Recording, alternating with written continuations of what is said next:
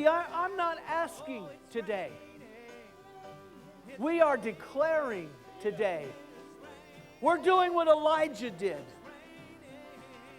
We're doing what Paul says. Call those things that are not as though they are.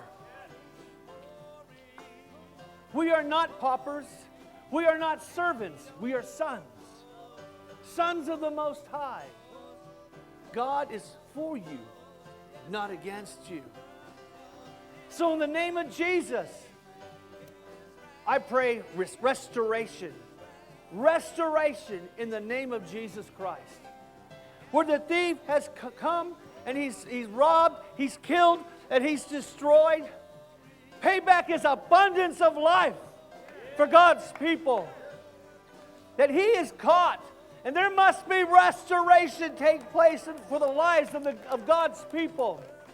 Whether it's an issue of our spirit, whether it's an issue of our soul, whether it's an issue of our bodies, whether it's an issue of finances and health and our stuff and relationships, restoration is yours today.